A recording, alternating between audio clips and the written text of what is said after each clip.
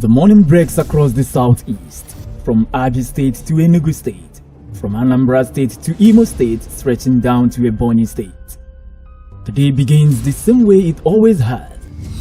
Engines roar to life, markets prepare to open, students rush to meet lectures.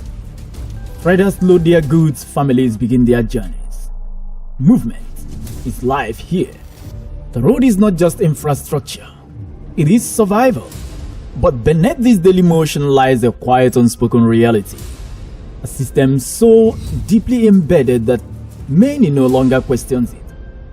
A pattern repeated so often that it has become a part of the journey itself.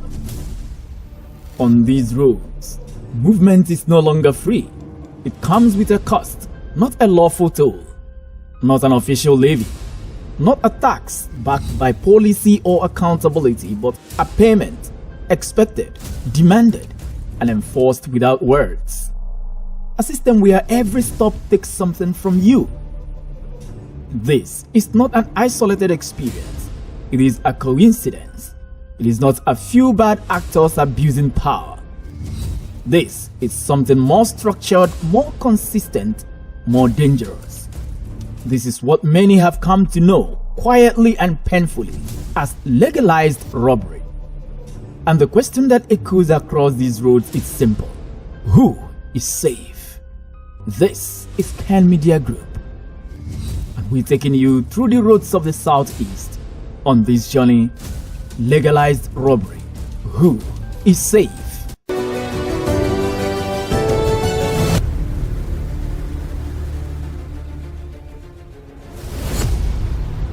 Take a journey from Abia to Enugu.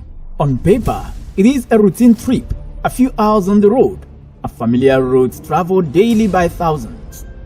But in reality, it is something else entirely. You start your engine, you merge onto the road. For a moment, everything feels normal. Then you see it. A checkpoint, uniformed men, barricades, vehicles slowing down, drivers adjusting their posture, passengers going quiet. The car in front of you stops. A brief exchange, a subtle movement of hands, then it is waved through. Now it is your turn, you stop. There is a look, not aggressive, not overtly threatening, but knowing, expectant. Then it comes, the phrase that defines the entire system. Oga, anything for us. It is not framed as a command. It is not written into any law. It is not backed by any official receipt. But everyone understands what it means. You reach out into your pocket, you hand something over, and just like that, you are allowed to continue.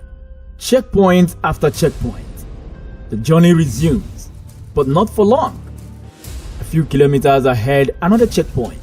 Different faces, different uniforms, same process.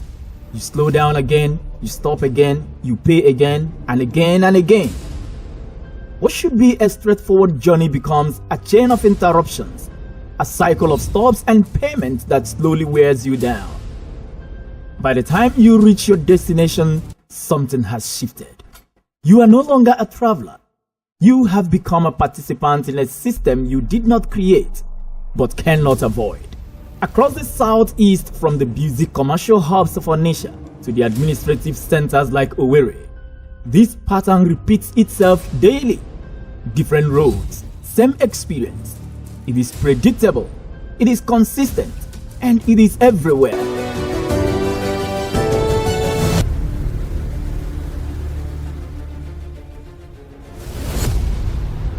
At the first glance, the amount demanded may seem insignificant. 100 naira, 200 naira, 300 naira. Small money, easy to dismiss. But multiply that by the number of checkpoints on a single route. Then multiply that by the number of vehicles passing through daily. Then multiply that by weeks. Multiply by months and years. Then you begin to see it is not random collection. It is an economy. An entire unofficial financial system operating in a plain sight. For commercial drivers, this is not optional. It is calculated. Before a bus leaves the park, the driver already knows what lies ahead. Fuel costs are estimated, maintenance expenses are considered, and then there is settlement, of uniformed men along the road. A driver traveling across states may spend thousands of naira simply settling checkpoints, not for breaking any laws, not for committing any offenses, but for the simple act of moving from one place to another. And like any business cost, it does not end with the driver. It is transferred to the passenger, transferred to the trader, and finally to the consumer. Transport fares increase, prices of goods rise, the cost of living climbs, quietly and steadily, because every illegal payment made on the road eventually finds its way into the pockets of the ordinary citizen across the southeast of Nigeria.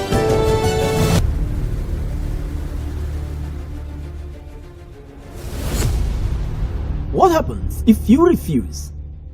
Refusal disrupts the pattern, and when the pattern is disrupted, the system responds. Suddenly, your documents are not in order.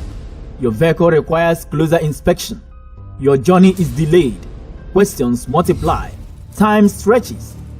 What was once a simple stop becomes an interrogation. In some cases, it escalates further, particularly for young men who often face an added layer of suspicion. Phones are checked. Profiles are assumed. Intentions are questioned. In that moment, something becomes painfully clear. On these roads, innocence is not always protection. Compliance is.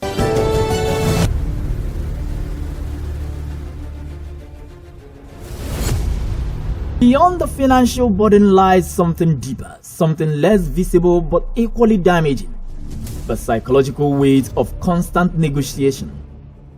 Every journey becomes a mental calculation. How many checkpoints today? How much will I spend?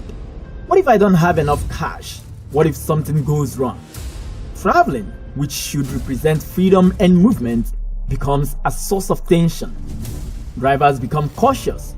Passengers become silent. Everyone becomes watchful. The road is no longer just a physical path. It becomes an environment of uncertainty, because uniformed men threaten passengers and movement across the southeast of Nigeria.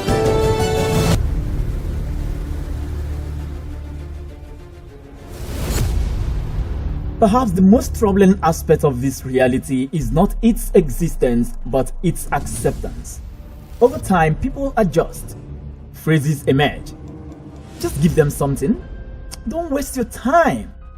This is how it is. Passengers now contribute money to assist drivers in settling quickly, not out of generosity but out of necessity. The goal is simple: avoid delay, avoid conflict, reach your destination. In this way, the system sustains itself, not just through enforcement, but through adaptation. People begin to cooperate with what they fundamentally disagree with. They fund what frustrates them. They normalize what should provoke outrage, and slowly, resistance fades. And the extortion on the highway of southeast roads keeps multiplying.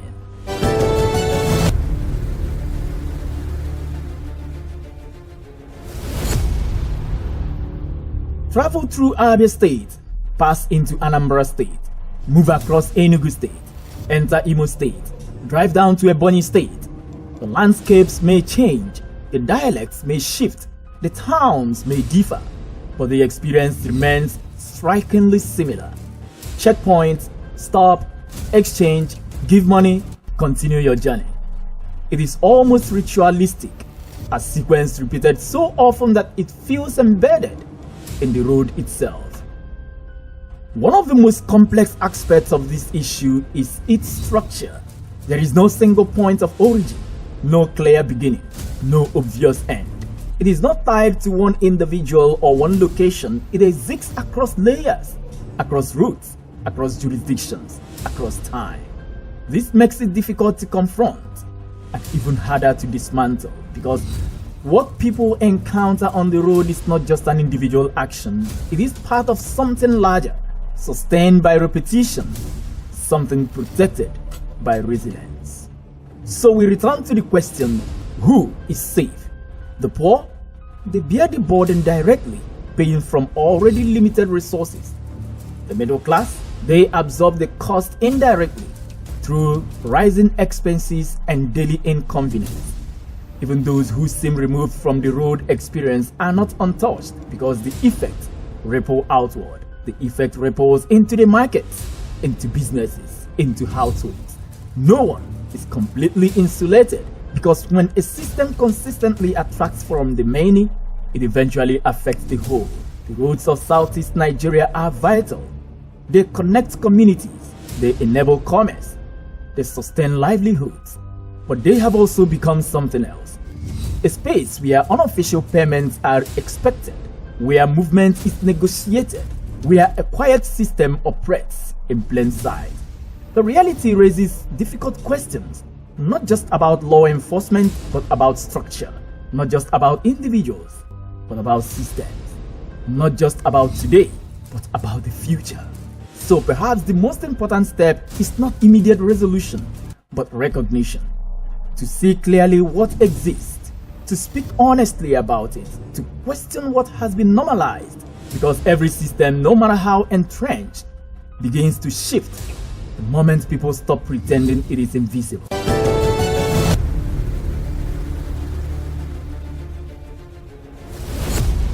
If this reflects your experience, then your voice matters. Share your story, talk about it, add your perspective. Which roads have you traveled recently across the Southeast? What has been your experience then?